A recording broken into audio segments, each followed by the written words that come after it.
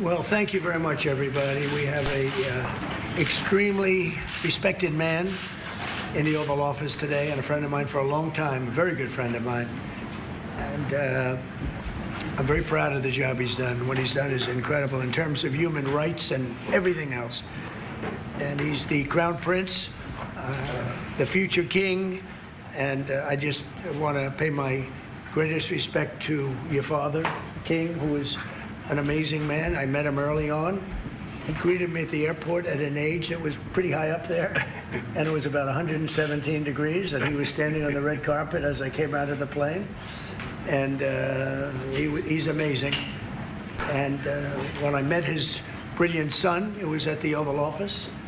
Shortly thereafter, you came in representing the country, and I called the father. I said, this guy is fantastic.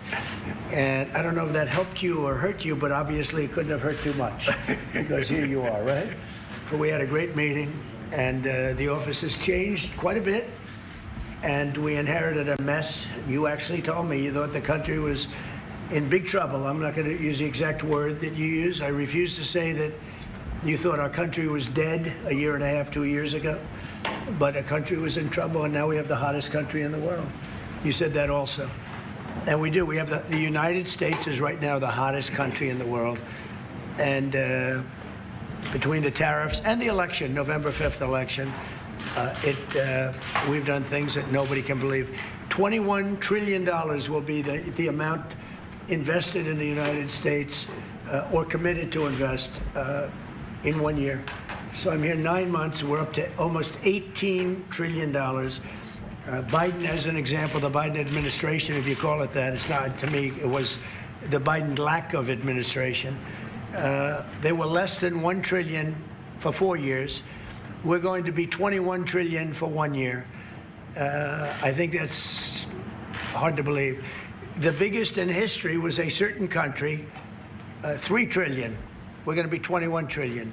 On top of that, prices are coming down. We inherited a mess with high prices, the worst inflation in the history of our country. We had inflation that was a single 4 years, the worst inflation in the history of the United States.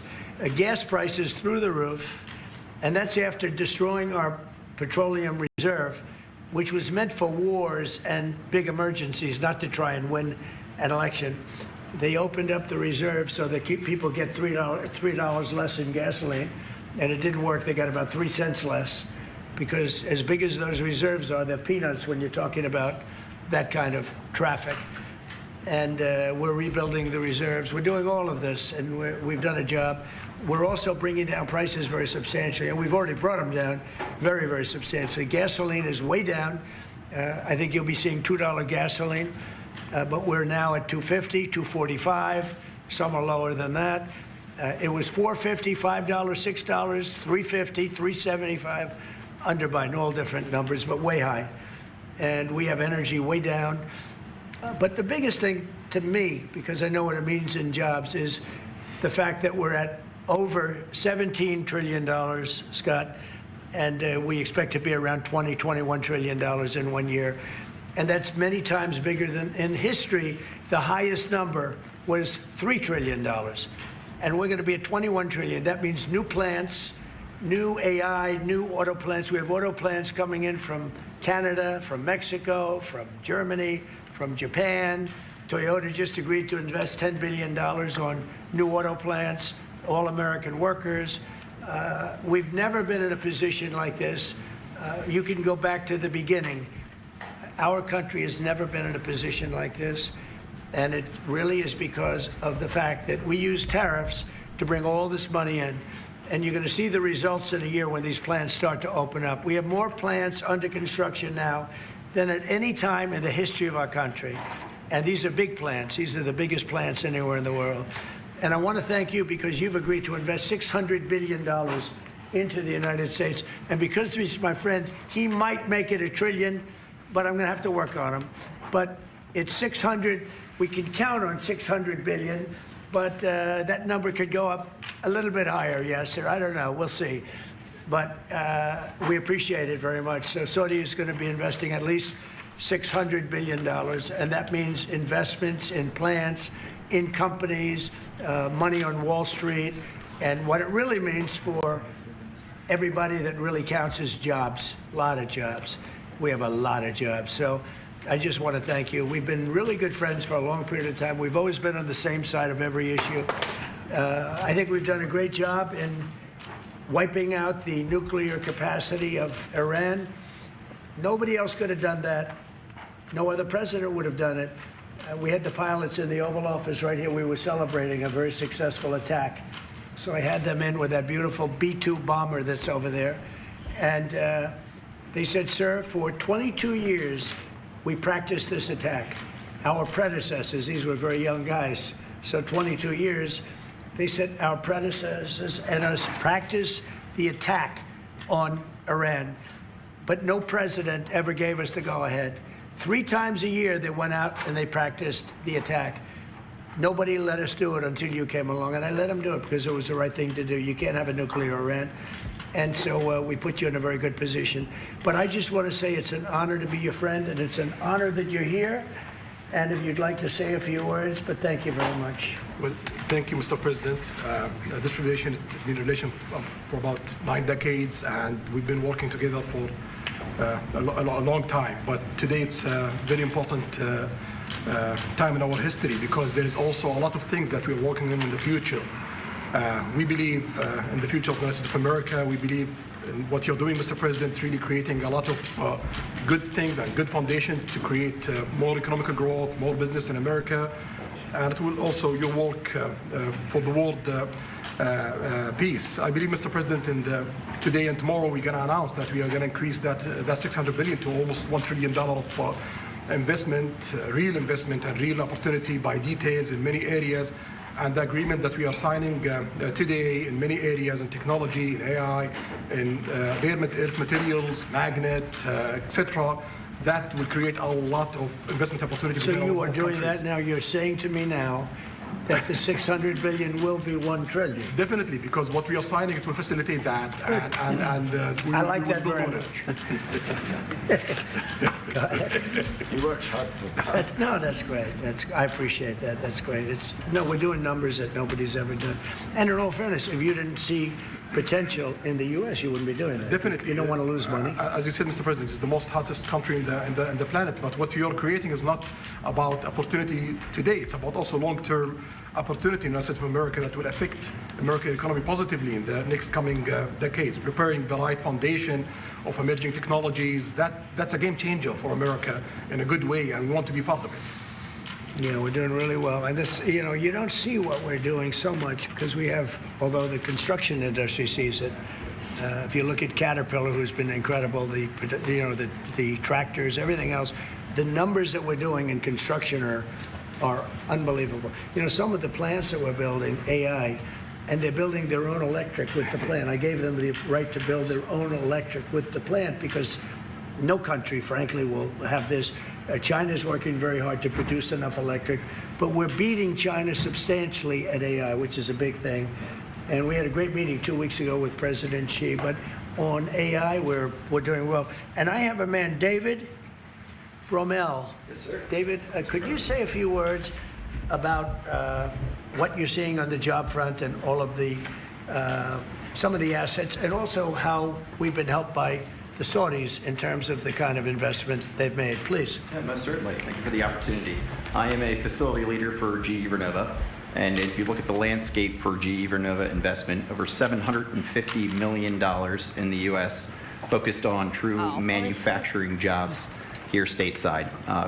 We're looking at tripling the output of our Greenville, South Carolina facility, where we make the gas turbines that are supporting U.S. needs as well as the Saudi Arabia needs. Right. So real jobs, $300 million in gas investment, resulting in over 500 pieces of new equipment being installed in the Greenville, South Carolina facility. That translates into roughly 1,800 jobs across the board for GE Vernova as we try to scale capacity to be able to meet this demand. Along with that, we're partnering with local communities to build the skill set that's required to meet these capacity needs.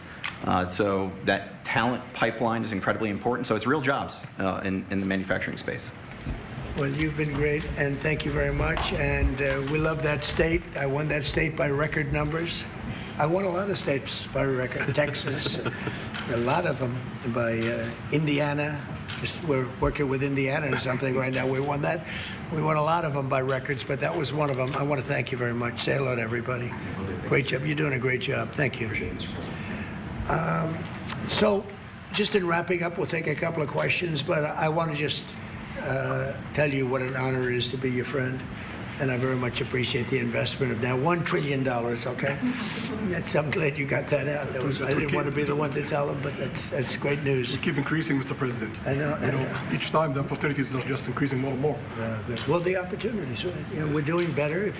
Even if you look back 6 months ago, I mean, now all of a sudden you feel even better. So, and I think we're only going to go in one way. Does anybody have any questions? Mr.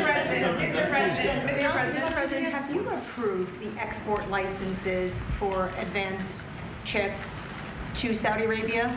The export licenses? We are working on that. We're negotiating that right now. Marco, do you want to talk about that, or Scott?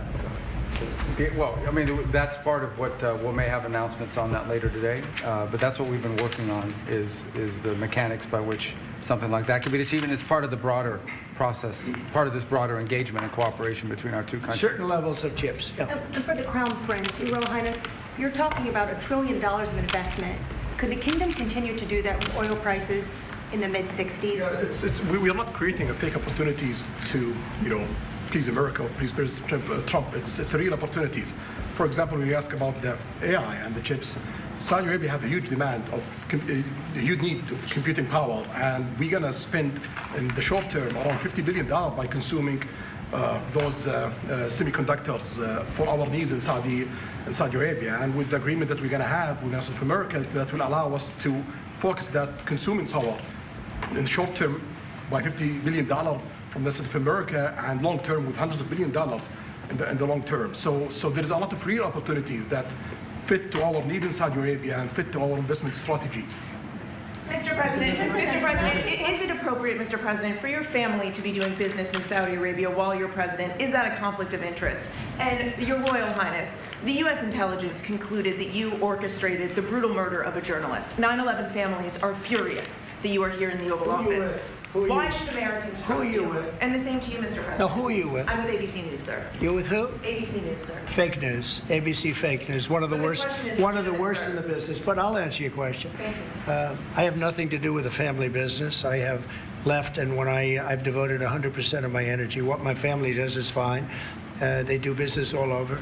They've done very little with Saudi Arabia, actually. I'm sure they could do a lot. And anything they've done has been very good. That's what we've done. We've built a tremendous business for a long time. I've been very successful. I decided to leave that success behind and make America very successful. And I've made America more successful by far than it ever was, and that it ever could have been, no matter who was president. There would be nobody bringing in $21 trillion, that I can tell you right now. As far as this gentleman is concerned, he's done a phenomenal job. You're mentioning somebody that was extremely controversial. A lot of people didn't like that gentleman that you're talking about. Whether you like him or didn't like him, things happen. But he knew nothing about it, and we can leave it at that. You don't have to embarrass our guest by asking a question like that. Okay, just ask Mr. President, please, go ahead. if you allow me to answer. I feel painful about the families of 9/11 in America, but we have to focus on reality. Reality based on CIA documents and based on a lot of documents that Osama bin Laden used Saudi people in that event for one main purpose, is to destroy this relation, to destroy the American-Saudi relation. That's the purpose of 9/11. So whoever buying that means they are helping Osama bin Laden's purpose of destroying this relation. He knows that strong relation between America and Saudi Arabia, it's bad for extremism, it's bad for terrorism.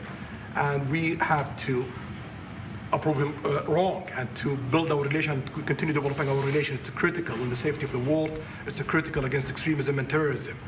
About the journalists, it's really painful to hear, anyone that been losing his life for, no real purpose or not in a legal way. And it's been painful for us in Saudi Arabia. We've did all the right steps of investigation, etc. in Saudi Arabia. and we've improved our system to be sure that nothing happened like that. And it's painful and it's a huge mistake, and we are doing our best that this doesn't happen again. Mr. President, this side, Mr. Thank you, Mr. President. The Crown Prince has been instrumental in helping lifting the sanctions on Syria. Will there be any joint investment between the U.S. and Syria? And will you visit Damascus? Are you from Syria? No, but Where are you from? I'm from Palestine. Oh, you're making a lot of progress, huh? Very good. Well, they like me. The Palestinians like me. The Palestinians are doing very well, actually. I think we're working very closely with a lot of people to make everybody happy, including Israel, the Palestinians, and everybody. That's very interesting.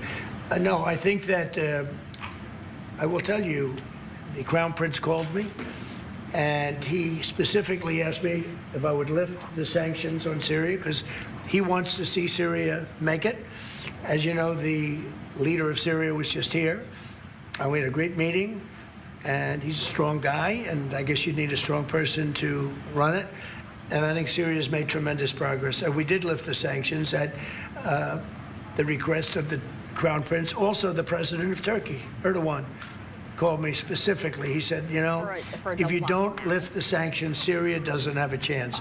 If you do, they have a very good chance. For this? And between the two of them and some others, I lifted the sanctions. And the results so far have been pretty good. Mr. President, can I ask you a question about the F-35s that are being sold to Saudi Arabia? Are these the same ones that are being used by the Israeli military? And if so, how does that allow for the qualitative military edge for Israel?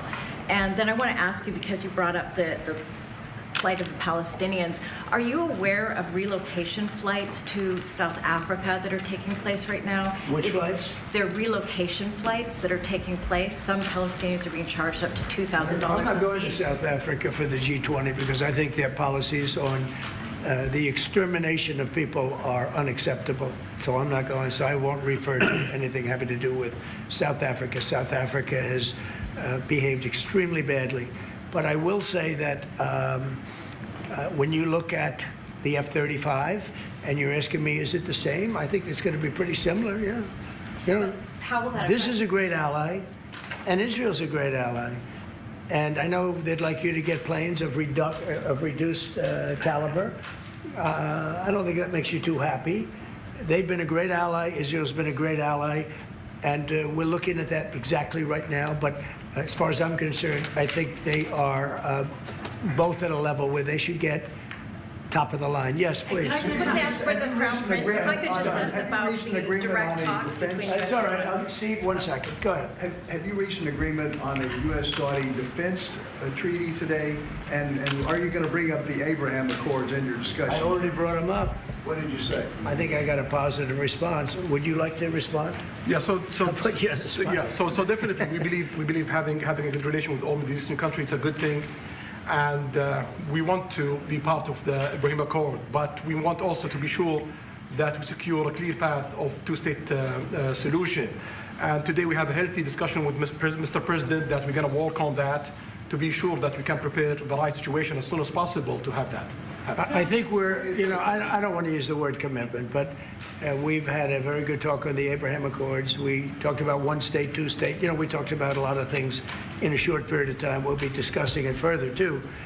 But I think you have a very good feeling toward the Abraham Accords. Yes, definitely, Mr. President. We want peace for the Israelis. We want peace for the Palestinians. We want them to coexist peacefully in the region. And we will do our best to reach that day. And the defense agreement, have you reached agreement on that? We pretty much have. Quick question for the Crown Prince, if I could just finish. We have reached agreement on that. Okay.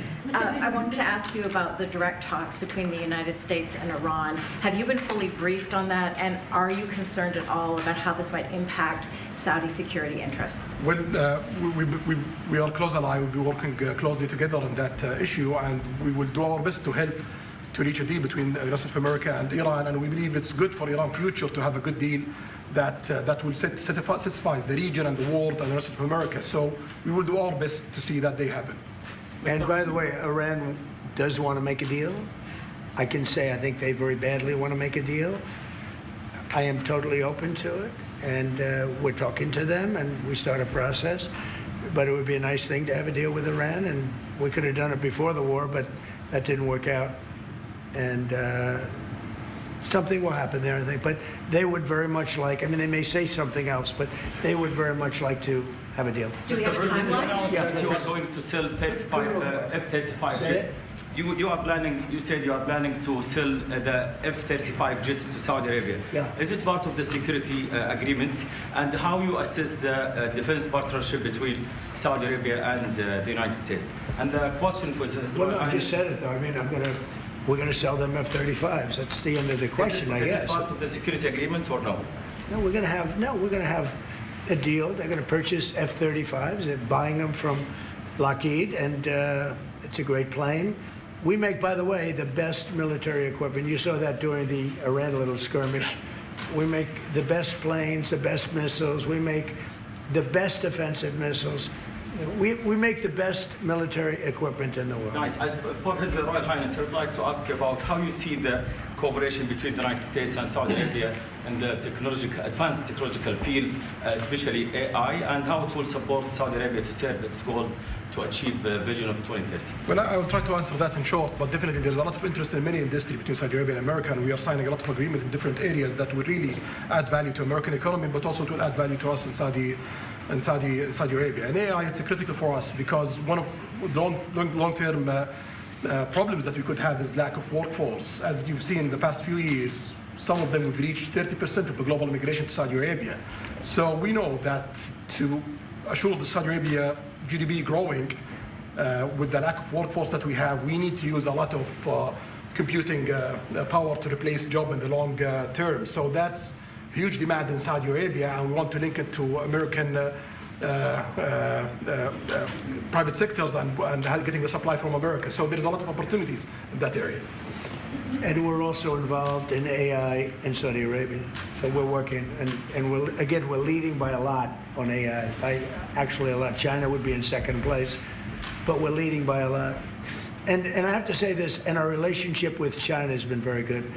And as far as buying our farm products, they're pretty much on schedule, Scott. I'd like you to call them, say if they could speed it up, it would be good. Okay, but they're pretty much on schedule. I'm sorry, please. If I may, I have a question for both the Crown Prince and Prince. Who are you? Where are you from? Faisal Abbas from Arab News, Saudi Arabia, Your Excellency. You should be a friendly question. Your Royal Highness, just picking up on something you just mentioned about how some people try to destroy the relationship between Saudi Arabia and the United States. Perhaps, since the launch of the vision, we've been used to having the bigger picture and that everything fits into the bigger picture. Might you want to elaborate a little bit about where is the relationship, the bilateral relationship, the strategic partnership between Saudi Arabia and the United States heading, and what's the big picture there? Well, I don't think it's a relation that we can replace it from the Saudi side or the American side. It's a critical relationship for our political attempt, for our economical attempt, for our security, for our military, for many things. And it has been there for 9 decades. And the opportunities that we have today, it's huge. And it seems that it's going to get deeper in the next few decades. And what we are having today and tomorrow with President Trump, it's really a huge new chapter on this relation that will add value to both of us. You know, when you think about it, I'm just sitting here. You're with the future king, a man who's respected by everybody, a man that doesn't have to be doing this, really. I don't have to be doing it either.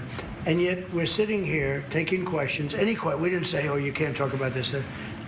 And there's never been transparency like this, even in his country. But there's never been, in our country, that's been acknowledged. But we didn't put restrictions. And I'm saying it's sort of wonderful to be taking questions from all over the world. Everybody's here. This is just a small group representative of tremendous numbers of media that are outside, that are very jealous that these people were so selected.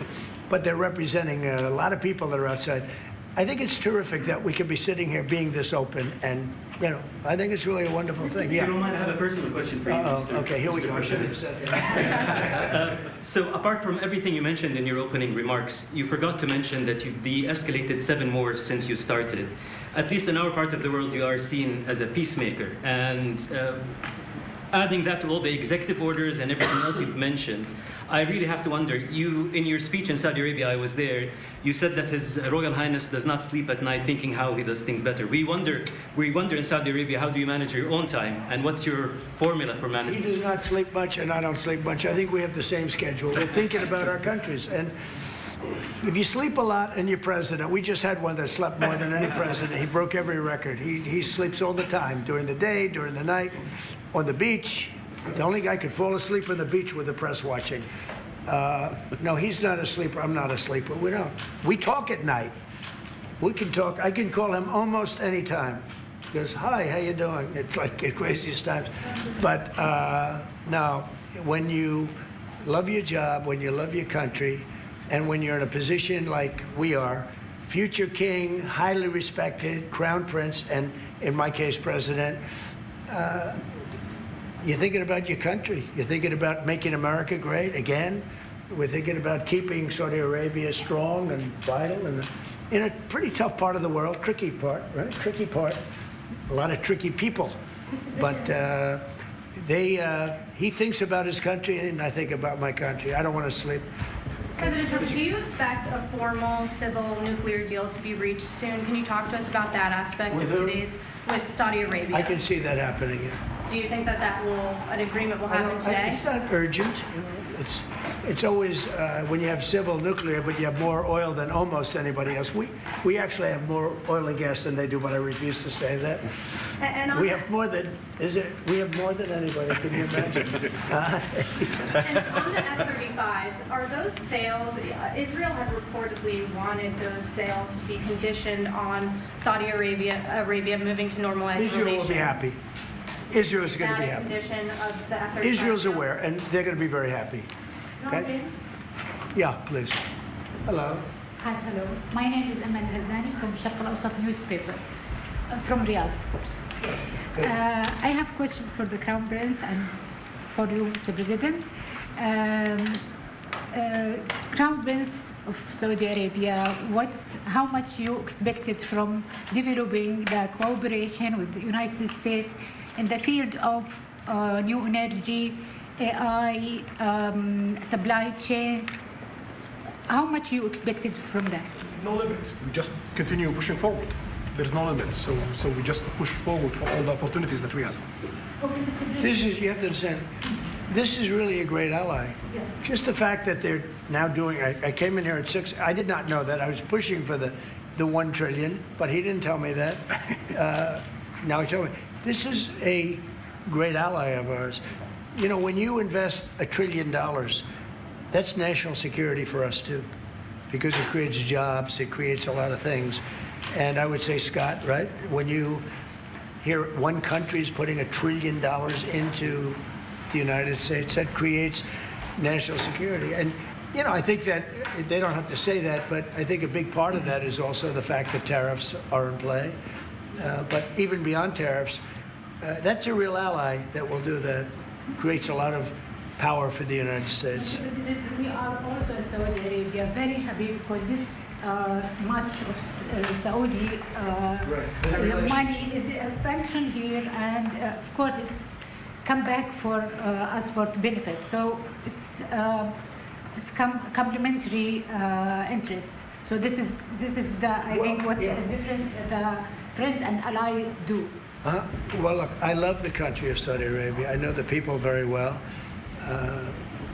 The level of treatment that we go when we go to Saudi Arabia is something that is incredible. And the people like us, and I think they really like America, especially when I'm president. I mean, I don't think they liked America so much maybe for 4 years recently. I think Obama treated Saudi Arabia very, very badly, as you know. And I think Biden didn't have any idea where the hell he was. I don't think Biden knew the difference. How would you describe the future relationship with Saudi Arabia? I mean, from the strategic aspects, how would you describe that? Say the relationship is with? I would say top of the line. It's as good as it can. I don't think it can get much better. We have a country that trusts us, and that's why they make that investment. If they didn't trust us, they couldn't make that investment. And we trust them. They've been very reliable. Now, I rebuilt our military in my first term, and we spent trillions of dollars, and we gave away some of it in Afghanistan stupidly because we had stupid people running our country.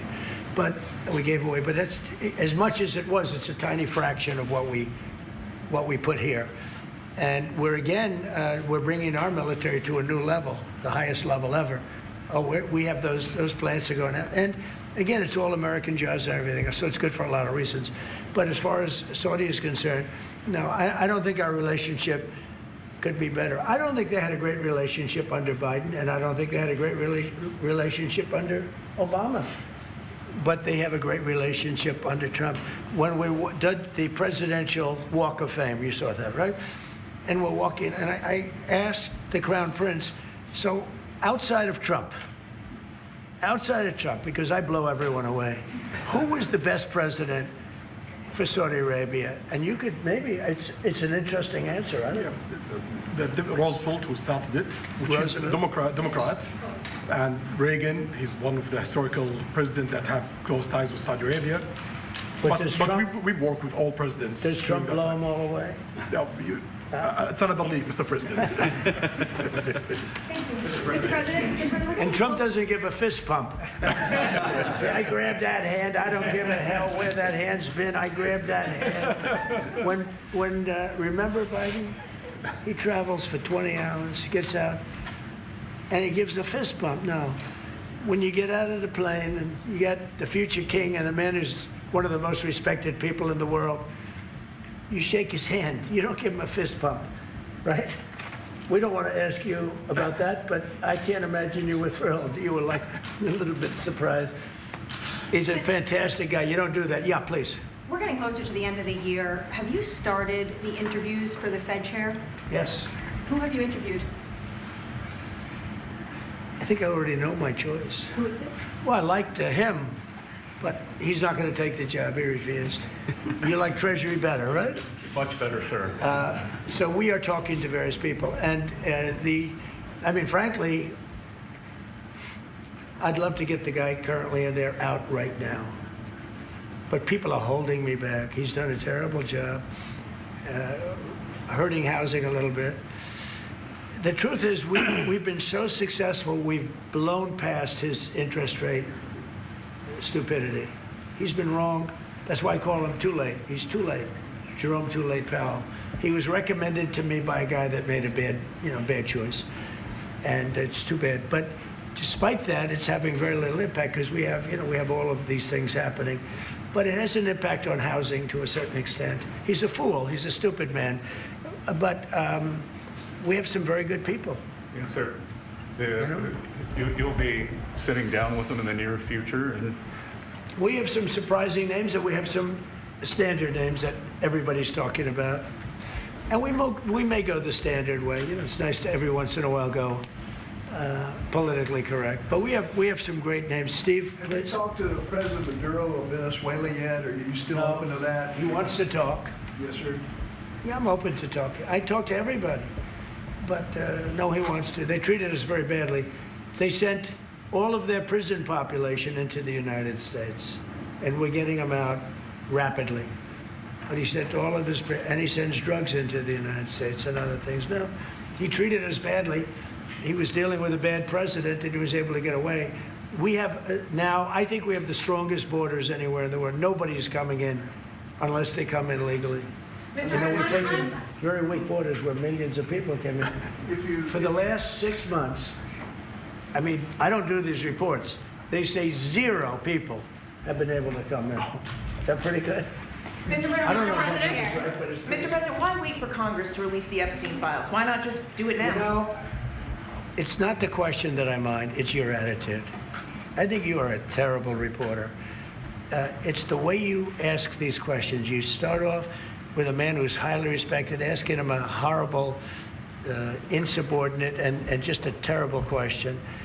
And you could even ask that same exact question nicely. You're all psyched up. Somebody psychs you over at ABC. They're going to psych. You're a terrible person and a terrible reporter. As far as the Epstein files is, I have nothing to do with Jeffrey Epstein. I threw him out of my club many years ago because I thought he was a sick pervert. And I guess I turned out to be right. But you know who does have? Bill Clinton, Larry Summers, who ran Harvard, was with him every single night, every single weekend. They lived together. They went to his island many times. I never did. Andrew Weissman, I hear. All these guys were friends of his. You don't even talk about those people. You just keep going on the Epstein files. And what the Epstein is a Democrat hoax to try and get me not to be able to talk about the $21 trillion that I talked about today. It's a hoax. Now, I just got a little report, and I put it in my pocket, of all the money that he's given to Democrats. He gave me none, zero, no money to me. But he gave money to Democrats. And people are wise to your hoax. And ABC's, your company, your crappy company, is one of the perpetrators. And I'll tell you something. So why not just sign it now? I think the license should be taken away from ABC because your news is so fake and it's so wrong. And we have a great commissioner, the chairman, who should look at that, because I think when you come in and when you're 97% negative to Trump and then Trump wins the election in a landslide, that means obviously your news is not credible and you're not credible as a reporter. So I've answered your question. You should go and look at the Democrats who received money from Epstein, who spent their time. Larry Summers was with him all the time. That creep of the fund guy was with him all the time. What's his name? Reid Hoffman. Who? Reid Hoffman. I don't know Reid Hoffman, but I know he spends a lot of money on the radical left.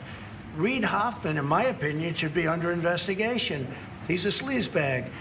And those are the people, but they don't get any press, they don't get any news, and you're not after the radical left because you're a radical left network.